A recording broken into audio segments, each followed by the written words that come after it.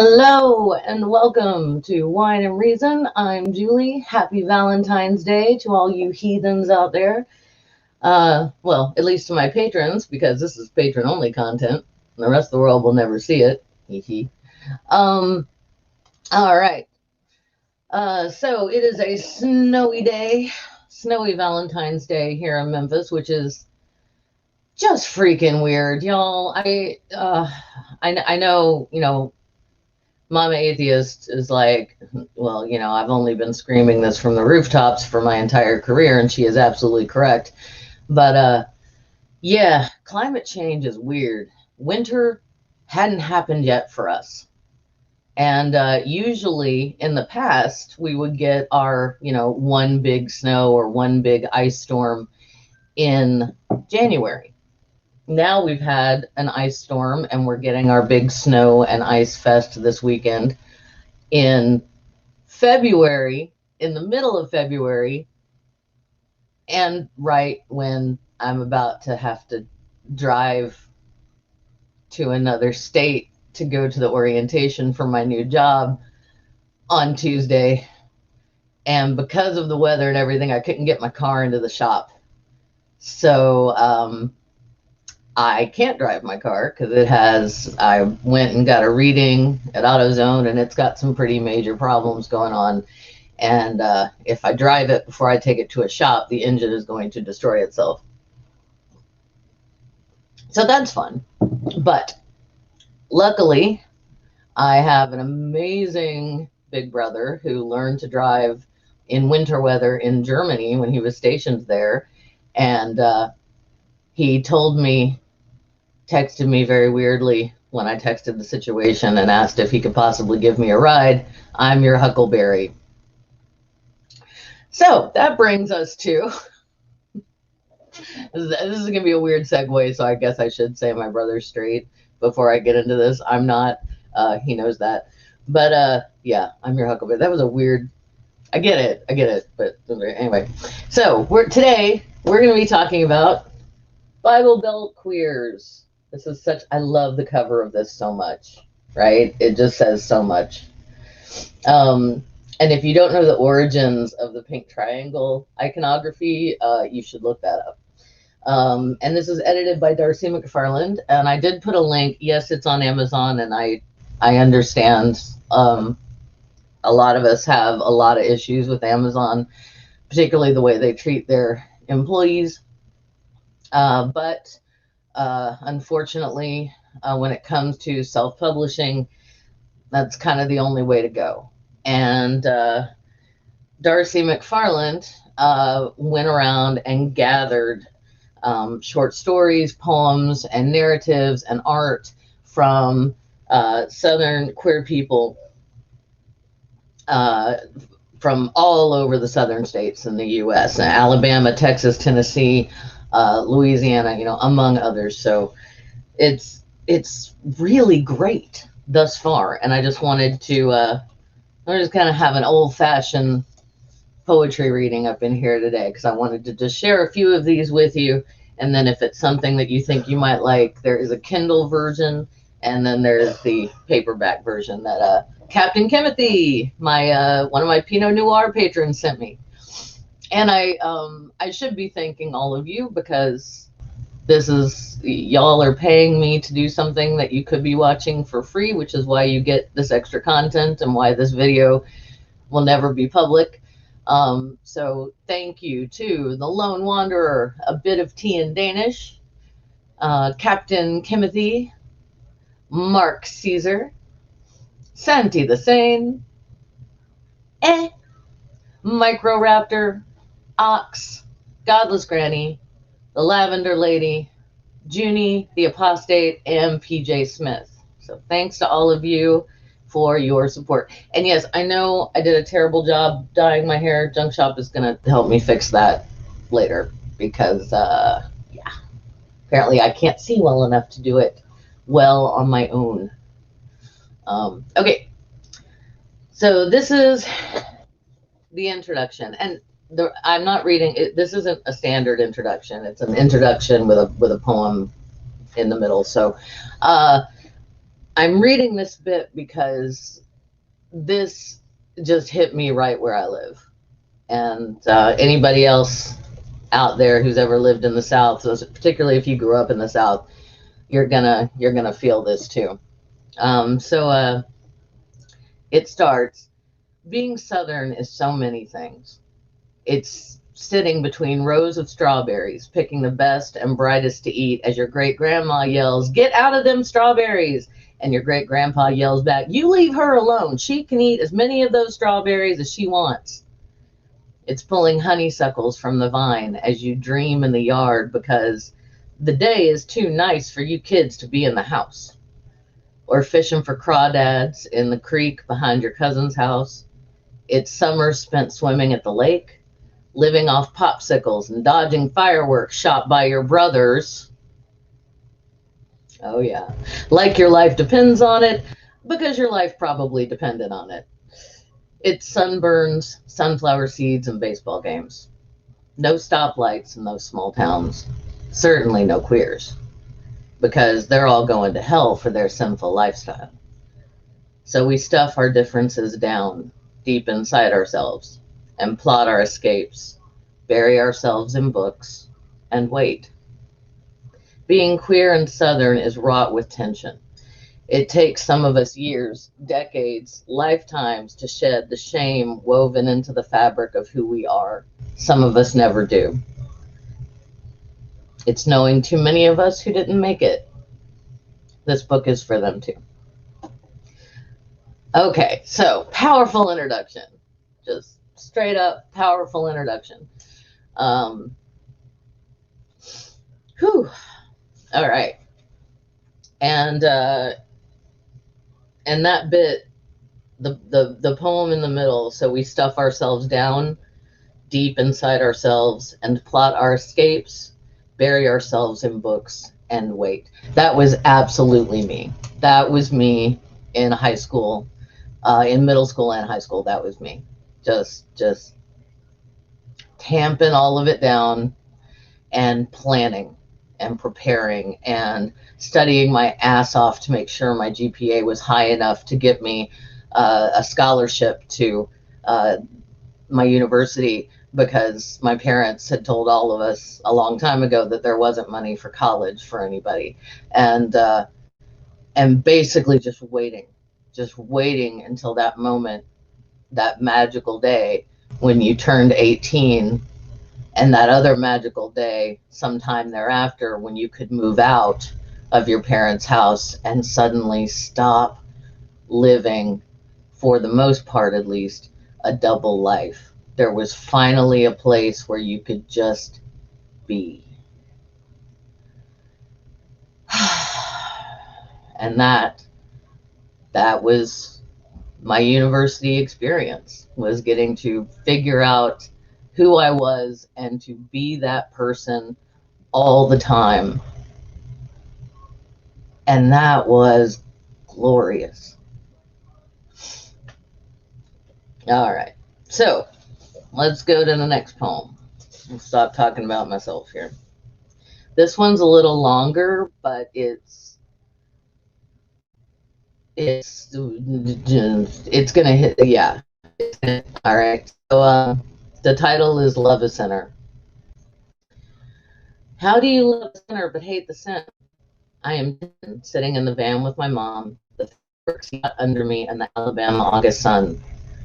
Mom thought, her hands clutching at the wheel while I sit on mine nervously. Why do you ask? I hear part curiosity, part suspicion in her voice. Uncle Elijah is gay. This is something my family talks around, but never targets. I love your Uncle Elijah, Mom says after a moment. But what he does, how he lives, that's sin. I know what she means, but I still don't understand. Sin and sinners are intertwined, so much a part of each other. Later, I am 20, visiting Mom's family. We learn that my uncle's most recent partner has contracted Hep C. That's what he gets for living this lifestyle, Mom says casually. For being gay, she doesn't say. For being a sinner. I hate it. Love the sinner. Sin isn't some amorphous blob attaching to people and drastically changing their bodies. Even my mother believes in original sin. The bottom line, you are human, you are a sinner. Love the sinner is never said about the neighbors because we Southerners use bless your heart to patch up that hole. It's only sinner, when it comes to something truly outrageous. Then I am 30 and I fall in love with a girl. She is awkward and kind, dark hair and darker eyes, and a wide smile, and she makes my heart race. I am only human when faced with such beauty. So I am a sinner. Perhaps it is the unapologetic nature of being gay that makes Christians hate it.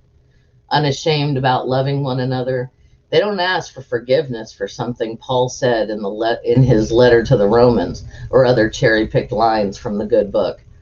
I prayed so many times for normalcy, that my desires were okay.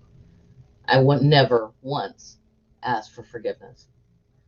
As I grew to realize that some part of me was vastly different than those surrounding me, I prayed instead for virtues, for patience, love, and understanding. This humanity, this love in me shouldn't be inherently shameful. Shame like when you've broken the antique knickknack your great-grandmother passed down and then lied about it. Because it's not an action, it's being.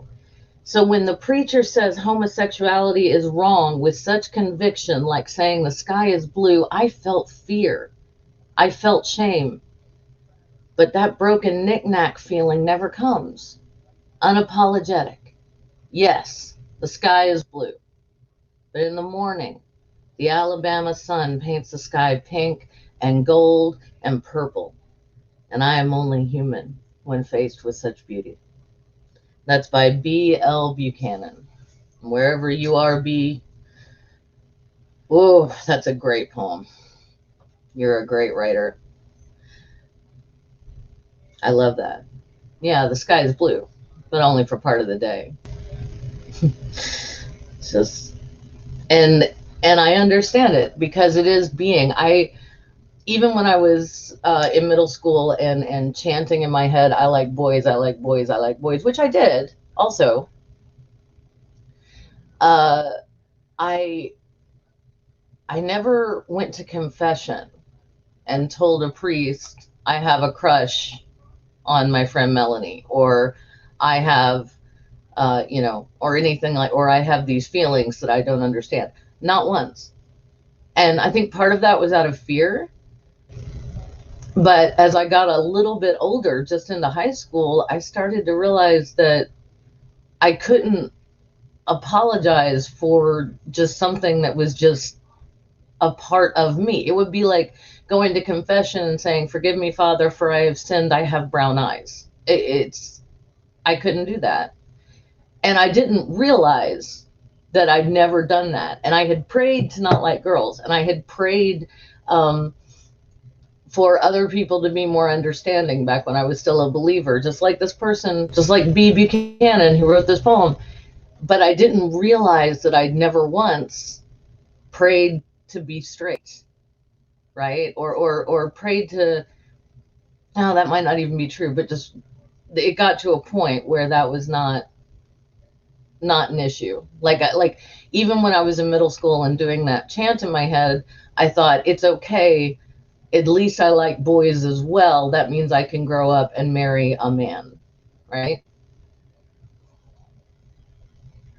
So, but that doesn't change the fact that I'm pansexual, and it doesn't change the fact that that I like boys and girls and everyone in between. And I'm so grateful that I ended up married to somebody who's non-binary, because that is absolutely the best match for me. And it's again, it's part of who Junk Shop is, but it's also a big part of why we're so compatible and why we get along so well, why we've been, stuck in a small apartment for 10 months and are still just having fun with each other. Okay, moving on. Wow, I really am making this all about me. I'm sorry. It's just, that's what good art does. Good art makes you feel something. It evokes emotion. And I should just be talking about the poems, and instead I'm telling you about my sexuality, which is weird. So I apologize. I'll try and stick to the poem this time. And actually, this time it will be easier because this is about this is a poem about a different kind of person, not quite like me. So, part identity is the title. I wish there was a pronoun that explained that I love metal but cry every time I watch Funny Girl.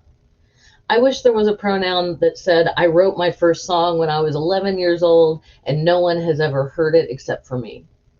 I wish there was a pronoun for how sorry I am for how cruel to other women I have been.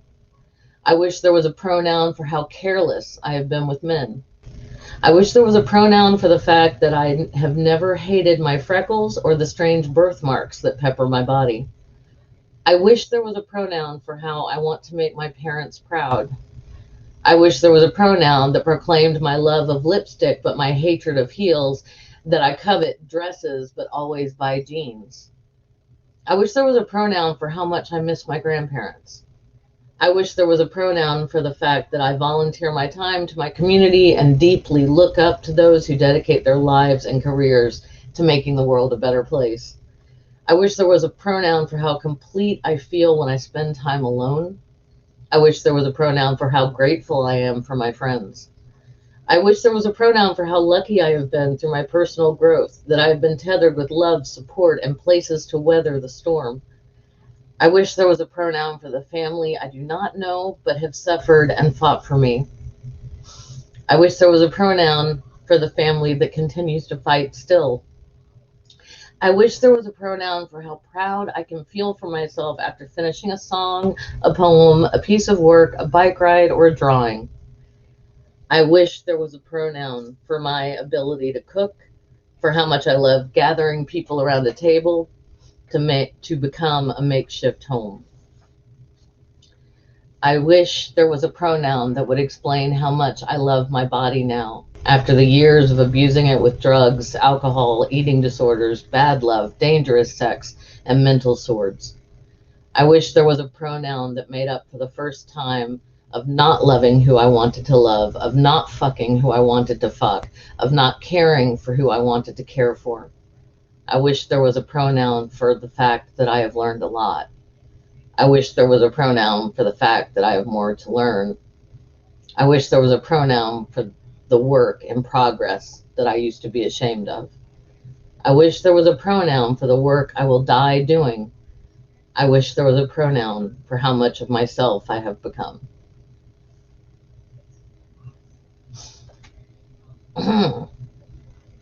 Okay, this is not the watch Julie get teared up over poetry stream. Nope.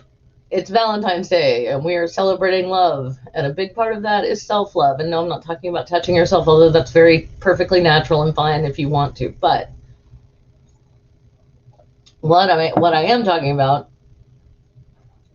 is this person describing, and this poem is anonymous. There's not a, hang on. I don't think there's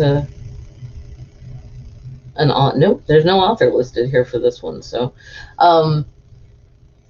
so this person is either trans or non-binary, coveting dresses but buying jeans.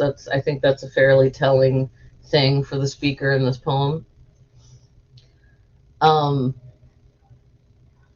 And certainly, yeah,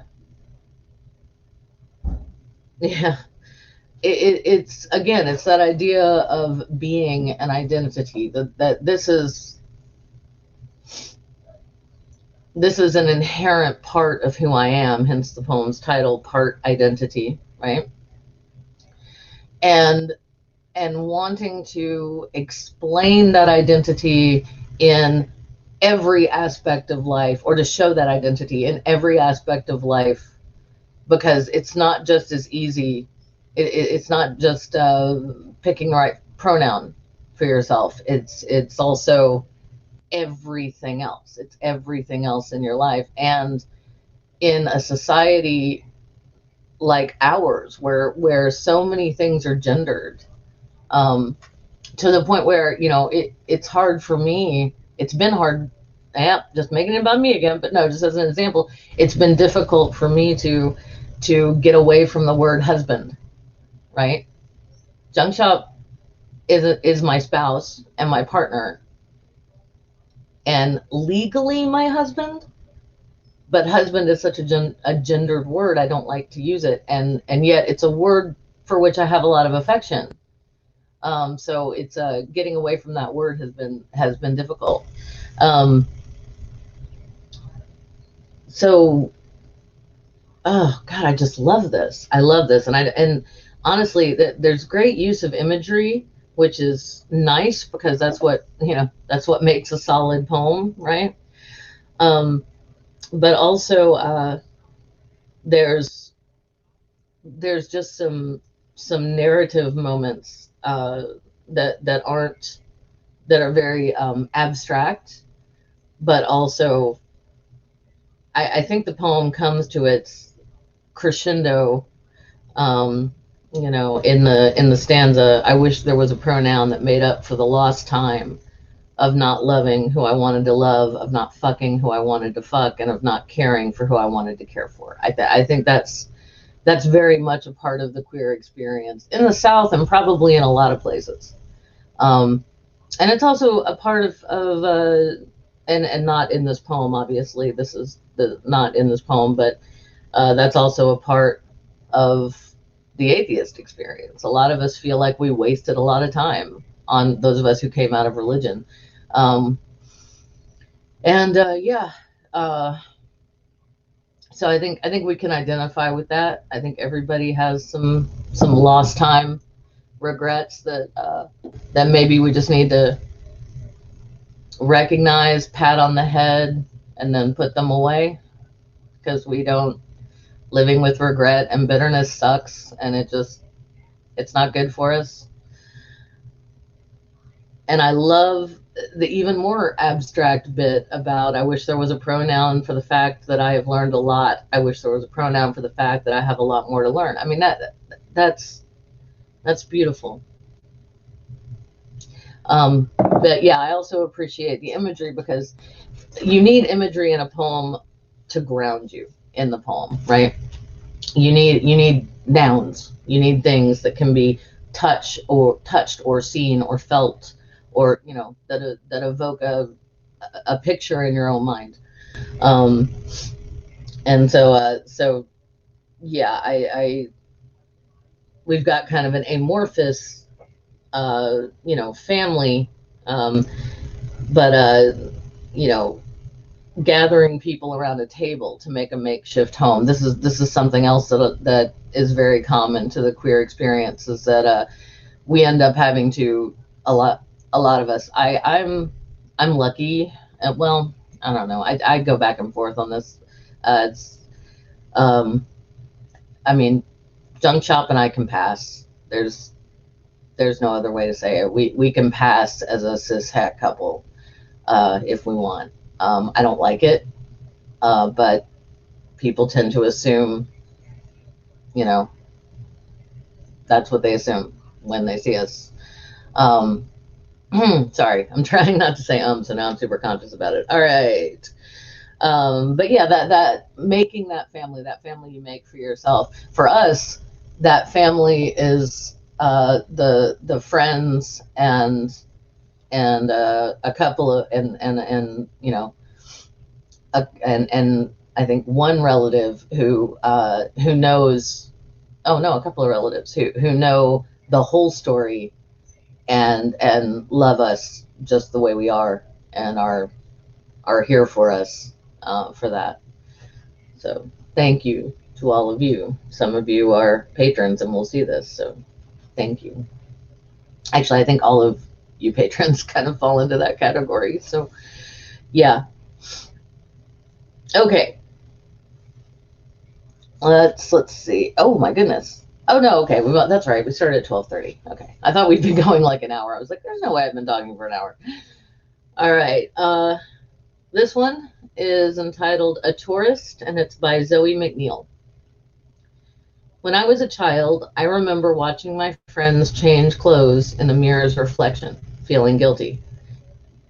In fifth grade, they called me gay. My mom told me that it meant happy, but the way they said it made me feel like gay was a bad word. I picked straight because straight was easier for the longest time. Now I'm treated like a tourist, and my friends still tell me that I'm not really queer, that I don't belong here. Ouch. Oh, ouch. That's a painful one. And yeah, I mean, I felt like an imposter for the longest time because, again, for over 10 years, I was married to a man. Now I'm married to an MB, and that makes things easier. But yeah, a lot of, I never had, I only had one girlfriend who was serious enough that my parents met her, but they didn't know she was my girlfriend. So yeah, a lot of invisible queerness in my life. And so when that happens, you do kind of feel like a tourist. I've every year, except for last year, obviously, I've told myself I'm gonna go to the Pride Parade. I'm gonna go this year, and I never seem to make it. And what Zoe McNeil describes here about feeling like a tourist in your own community is exactly that. I feel like a tourist in the gay community where I live because I'm not gay enough. I it's uh, okay. So one more. I think that'll round us off nicely. No, I think we're gonna do two more because you can't be queer in the South without that whole Bible Belt thing coming into the situation. So this one's called Trinity by Layla Paget. Holy, holy, holy, three in one in three. Who says what love can be? Me and him, or him and her and me? Holy, holy, holy, love in three persons, blessed in Trinity, as we disentangle from monogamy. Holy, holy, holy, him and her and me, celebrate love, unconditional and free, where two or more gather, from one we make many. Oh, that gave me goosebumps. That's fantastic. Okay, so if you were raised Christian, you know where the holy, holy, holy, blessed Trinity is coming from, right? And if you were raised Christian, where two or more gather, that's an allusion to two or more of you gather in my name, I am with you, I am present, right? The I being God. And here, this is beautiful. What we've got here is a running metaphor of the Blessed Trinity and of Christianity and a polyamorous trinity of lovers, that's brilliant, brilliantly done, and in such short form that to describe something so complex is fucking gorgeous. Well done, Layla Paget. Oh wow, as we disentangle from monogamy, yeah, that's a tough one because so much of what we see in society tells us, and certainly religion tells us, one man, one woman, right? That's what love looks like. That's what a relationship looks like. But for so many of us, that's not what love looks like. And polyamory, it's not cheating if everybody is happy about it and okay with it and cool with it and communication is happening. There's nothing wrong with that. Mm.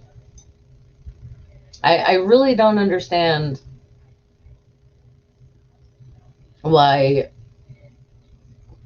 there's so much disdain in the modern world for polyamorous or polygamous or polyandrous relationships, because there's polygamy all over the Bible. I mean, dudes could have tons of wives and concubines. I mean, they owned them, which is not cool, but I don't. It's funny that we take this Judeo-Christian heritage, and it seeps into so much of our culture, and yet people have picked and chosen like what's okay and what's not about it, and so they'll condemn polygamy, for example, which is marriage between one man and more than one woman, and which is in the Old Testament, and then they'll take one line out of Leviticus to condemn queer people. It's the worst. But all the stuff, all the polygamy in the Old Testament, they're like, nope, no, we just kind of pretend that's an old thing. We don't do that anymore. Well, why? Like, what's a good reason? What's a good argument for that? Polygamy is illegal in my country. Why? Why do we care? Anyway, but yeah, I do love that's a beautiful and amazing running metaphor of taking the Holy Trinity from Christendom and saying, oh, my polyamorous relationship is my Holy Trinity, and I dig that very much. Yeah, so well done, Layla Padgett. That was excellent. Okay, one more. This one's called Ransom Note. Kiss my cheekbones, rub my stomach. Apologize to my mother with your mouth against my skin. She said, the only way to truly scorn... Okay, I have to explain something here, and I'm sorry to break the reading to do it, but this person is spelling, it has not G-O-D for God, but G-D for God, which suggests that this person, Luce Grace Kogan's Heartstock, sorry, wow, that's a lot of names, comes from a Orthodox Jewish background, where it's even writing down the full G-O-D word for God is considered, for Yahweh is considered blasphemy. So it's G-D, which is awesome. And this is why some poems need to be read and some need to be heard. And the ones that need to be heard, that's like every song you've ever loved, right? But also some poems you can miss something if you're not actually just reading it on the page, and that's something you'd miss. So since it's not blasphemy for me, because I don't believe Yahweh exists, I'm going to say God, but I really wanted to point out that it's not, God is not written in this poem. It's G-D, which is how Orthodox Jewish people will write that word if they need to reference it. And I only know this because I taught some Orthodox Jewish young people once, and I got an education. It was a lot of fun. Okay, so sorry, starting over with Ransom Note. Kiss my cheekbones, rub my stomach. Apologize to my mother with your mouth against my skin. She said the only way to truly scorn God is to not be thankful. Touch me with your palms as if you are telling God you are thankful. Touch me as if you are scorning each gift by asking for more. Ooh, that takes a turn at the end, doesn't it?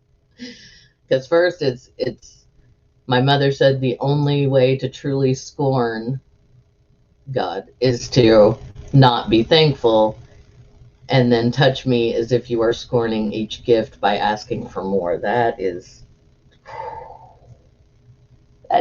deep. That is, and not a deepity, not in a deepity way. That is somebody who is like pissed. Like there's some anger there. There's some And the title, Ransom Note, it's like ransoming your soul, maybe, or maybe saying, I don't care what my culture and religion says. This is a gift, and if it's not, then go ahead and scorn God and touch me anyway. That's wow. I kind of wish Junk Shop was in the room because they might be able to elucidate that a little bit better than I can. But that is amazing. Yeah. You are thankful. And then there's a semicolon. So this is important too because you can't see the touch me with your palms as if you are telling good. You are thankful, semicolon, touch me as if you are scorning each gift by asking for more. So that's kind of a big middle finger to anyone saying that me being thankful for this is wrong. Yeah. That's fantastic. All right, and I'm not going to read anymore because I just wanted to let you know enough from the book. I wanted to talk about some of the poems, and I got to do that. Thank you for indulging me. I don't get to teach literature anymore, so when I do stuff from books, it makes me very happy. It feeds that part of me that wants to talk about literature. I'm going to tease you with the title of a short story and not read you the short story. The next piece in the anthology is entitled A Texan Drag King's Gender Delight by Theodore V.Z. Longlois, Longlois. Oh my God.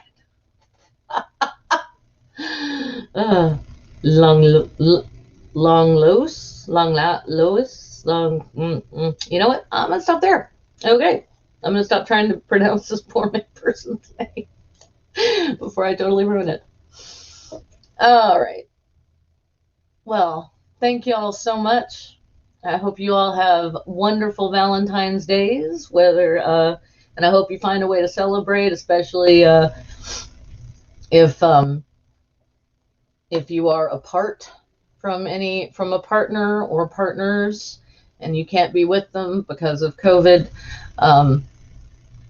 Yeah, find do some